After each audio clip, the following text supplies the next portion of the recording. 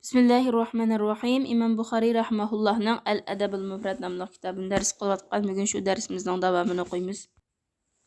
78-babga kelibmiz. Babu fadlil mar'ati iza tasabbarat ala waladiha wa lam tatazawwaj. Bir ayol kishi deydi. Balasiga sabr qilib, to'y qilmasa, bu ayolning fazilatining babi. 141-hadis. Avf ibn Malik'ten rivayet qılındı ki, Peygamber sallallahu aleyhi ve sellem şundaq degan. Men ve iki mağzi rengi uçup ketken ayal deydi.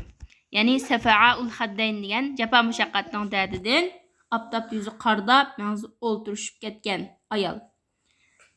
Endi bu ayalni sharhilab yana yo'lshidan tulqagan ayal deydi. Andan balasiga sabr qilgan. Yani yo'lshi tugab ketib, o'zi tulqagan. Şu ballarımni baqaman deb to'y qilmay, ballarni beqishga sabr qilgan ayol.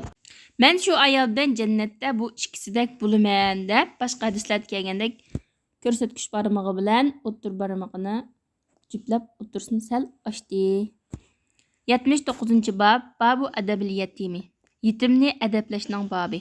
Ya'ni yetimni salpal urib, salpal qattiqroq gap qilib adablashning babi.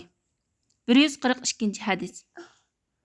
Shumaysa al-Atakiya degan ayol mundaq deydi. Aysha radhiyallohu anhaning qishida yetimni adablashning gapi chiqdi. Aysha radhiyallohu anha shundaq dedi. Inni la adribul yatima hatta yanbasita. Men yetimni urman, hatta u yetim yetib oladi deydi. Ya'ni bu qattiq bir yerlarni ko'katib, qattiq urish emas, balki kichik balalarning odatda boshqalar xapulab, ota-onasi tarbiya qilib xapuga vaqtida xijilib ketib, yig'lab yerda yetib oladi. Shuni demoqchi bo'lsa kerak.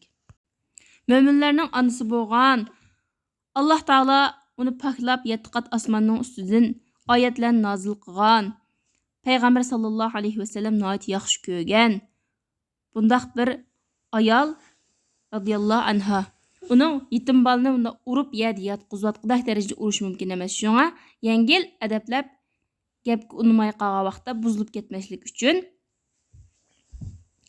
yengil urgan vaqtida akilab xijil bo'lgandek qilib yig'lab yerda yetib olgan bo'lish mumkin. Buni eslatib qo'yishimning sababi Rafiziylar mushu hadisni akilib Oysha radhiyallohu anha men yetim balani yerda yotqizib o'tdim, urib shu darajada urib o'tdim degan deb Oysha radhiyallohu anha noyitbek tillab ketgan.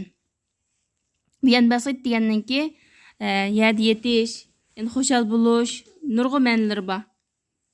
Oysha radhiyallohu anhaning umul mu'minin bo'lish, yana boshqa nurg'un sifatlari bilan yetim balani yerda yotqizayotgan darajada qattiq urib o'tishi aqlga muvofiq emas. 80-bab babu fadli man mata lahul waladu. Bosilib ketgan kishining fazilatining babi. 143 hadis. Abu Hurayra radhiyallohu anhudan rivoyat qilingan hadisga Payg'ambar sallallohu alayhi vasallam shundaq degan: "La yamutu li ahadin minal muslimina salasatun minal waladi fatamassahun nar illa tahillatal qasam." Musulmonlardan bir kimning 3 farzandi o'lib ketsa, u do'zaxga kirmaydi. Faqatla qasamni halol qilish. Qasamni halol qilishdan boshqa degani Alloh taolo va minkum illa wariduha sizlarning har biringlar shu do'zaxning ustidan o'tsizlar degan bo'lgankin, shu qasamni demoqchi. Ya'ni hamma odam o'tadi, lekin 3 bos o'lib ketgan kishi, kichiklikda o'lib ketgan kishi shu bolalar sababli, bolalarga sabr qilganlik sababli do'zaxga kirmaydi. 144-hadis Abu Hurayra radhiyallohu anhudan rivoyat qilingan hadisga bumi ma'lum bir ayol Payg'ambar sallallohu alayhi vasallamning qishig'i bir o'g'il bolani olib keldida, bunga duo qilib qo'ysizlar dedi. Men 3 farzandimni dafn qilib bo'ldim deb shunday dedi. Ya'ni bu balamni o'lib qolmaskan deb ansirab duo qilib qo'ysizlar deb aytibdi. Payg'ambar sallallohu alayhi vasallam shunday dediki, siz do'zaxdan qattiq bir mudofiya bilan mudofilanibsiz. Qattiq bir mudofiya bilan do'zaxdan o'zingizni qo'g'dabsiz.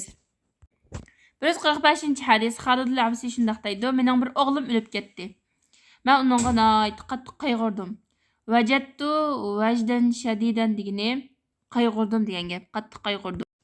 Men dedim, Abu Hurayra, sen Peygamber sallallahu aleyhi ve sellem'den ölüp ketkenlerimiz doğruluk, köңlimizni sel kötürdigan biror narsa anglamadingmi? Abu Hurayra radıyallahu anh shundoq dediki, men Peygamber sallallahu aleyhi ve sellem'ning mundaq deganligini angladim. Sizlarning kichiklaringlar jannatning qumchoqlaridir. Ya'ni ko'lchakilda yoz vaqtida üzüp yuradigan kichik qora qurut, ya'ni qumchoqlar. Yani cennette şunda xoşal xoram oynap yürüydü. Ulardan endiş qilmasanglarmı buludu demekçi. 146 hadis. Cabir ibn Abdullah radıyallahu anhu'dan rivayet qılındı ki o mundaq deydi. Men Peygamber sallallahu aleyhi ve sellem'nin mundaq deganligini angladim. Men mata lahu salasatun minal waladi fahtasabahum dakhalal cenneh. Kimning 3 farzandi tugab ketsa, vafot ketsa, güdekligida yana kichik vaqtida. Bular haqida Allah'tan ecir ümit qilsa, yani Allah'tan ecir ümit qilib sabr qilsa, jannatga kiradi. Biz Allah'ның payg'ambari sallallohu alayhi va sallam 2 farzandi tugab ketgan bo'lsa desak, payg'ambar sallallohu alayhi va sallam 2 farzandi tugab ketgan bo'lsa-mu, jannatga kiradi dedi. Men Jabirga Alloh bilan qasamki, men shunda o'ylayman, agar sizlar bir farzandi tugab ketgan bo'lsa deb mushta degan bo'lsanglar, payg'ambar sallallohu alayhi va sallamdan shunday so'ragan bo'lsanglar, chuqum bir farzand tugab ketgan bo'lsa-mu deydi dedi. Jabir, men shunday o'ylayman, Alloh bilan qasam. 147 hadis Abu Hurayra radıyallahu anhu rivoyat qilingan hadisga yuqorqi hadisga o'xshaydi ekan matni, ammo hadis rivoyat qilingan yo'l o'xshamaydi.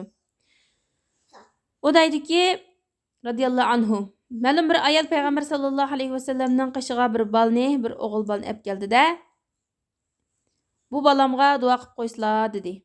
Men 3 balamni dafn qilgandim deb mushta dedi. Payg'ambar sallallohu alayhi va sallam, siz do'zaxdan nihoyatda kuchli bir qurg'on bilan mudofialanibsiz. 148 hadis. Abu Hurayra radıyallahu anhudan rivoyat qilingan hadis. Abu Hurayra radıyallahu anhu deydiki, ma'lum bir ayol payg'ambar sallallohu alayhi va sallamning qishiga kelib mundaq dedi: "Ey Allohning payg'ambari sallallohu alayhi va sallam, biz sizningki majlisingizga, majlislariga kelishga qodir bo'lmayotganmiz, taqatimiz yetmaydi-ku. Shuning uchun biz sizning qishingizga, sizning qishingizga keladigan bir kunni bizga belgilab bergan bo'lsizlar" dedi. Payg'ambar sallallohu alayhi va sallam, sizlarningki o'rninglar, biz nasihat anglaydigan o'rninglar palonining uyi dedi. Şunun bilan Peygamber sallallahu aleyhi ve sellem aşu vədləşib qoyğan vəd üçün deyişib qoyğan şu urunğa, deyişib qoyğan vaqtda o ayollarning qishiga keldi-də, o ayollarga sözləb bergan sözlərinin içində bunu gap bar idi. Sizlərning içinglardan qandaq bir ayolning 3 farzandi kichikligida vafot etib ketsa, bu farzandlar haqida Allohdan ajr umid qilsa, jannatga kiradi. Bir ayol dediki, 2 farzandi bo'lsa deganda payg'ambar sallallohu alayhi va sallam ikkisi bo'lsa-mu dedi. Subhanakallahumma bihamdik ashhadu an la ilaha illa anta astaghfiruka va atubu ilayk.